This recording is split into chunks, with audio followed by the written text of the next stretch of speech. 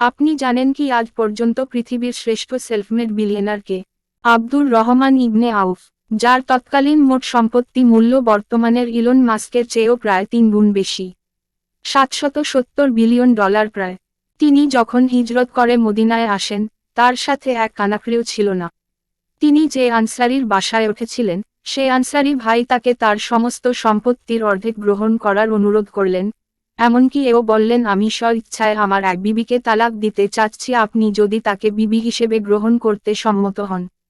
তখন আব্দুর রহমান ইবনে আউফ রাদিয়াল্লাহু আনহু বললেন, ভাই, আপনি আমাকে কেন লজ্জিত করছেন? আপনি বরং আমাকে কিছু টাকা ধার দিন এবং বাজারের রাস্তাটা দেখিয়ে দিন।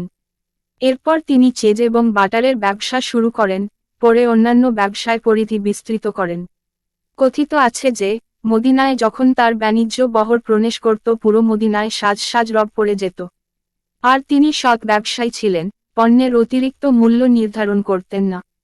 যারা মনে করেন সৎভাবে ব্যবসা করে কোটিপতি হওয়া যায় না, তাদের জন্য এর চেয়ে উত্তম উদাহরণ আর হতে পারে না। সৎভাবে ব্যবসা করে আপনি পৃথিবীর সবচেয়ে সেরা ধনী ব্যক্তির চেয়ে ধনী হতে পারবেন। এখানে উল্লেখ্য যে, রাজা বাদশাদের এই লিস্টে অন্তর্ভুক্ত করা হয় না।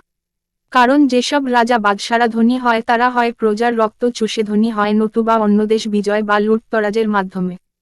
রাজা বাদশাদের হিসেব করলে চেঙ্গিস খান সবচেয়ে ধনী ছিল, যার নেট সম্পত্তির বর্তমান মূল্য প্রায় 130 ট্রিলিয়ন ডলার। তবে আমার মতে পৃথিবীর সর্বকালের শ্রেষ্ঠ ধনী বাদশাহ সুলাইমান আলাইহিস সালাম। তিনি সারা পৃথিবী শাসন করতেন। জিন, পশু পাখি ও বাতাস তার আজ্ঞাবহ ছিল। তিনি চাইলেই ইচ্ছামতো সমুদ্র তলদেশ থেকে মণিমুক্তা ও খনি থেকে স্বর্ণ আহরণ করতে পারতেন।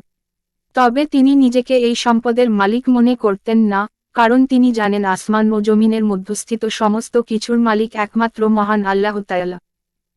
আমরা কেবল সাময়িক প্রতিনিধি মাত্র।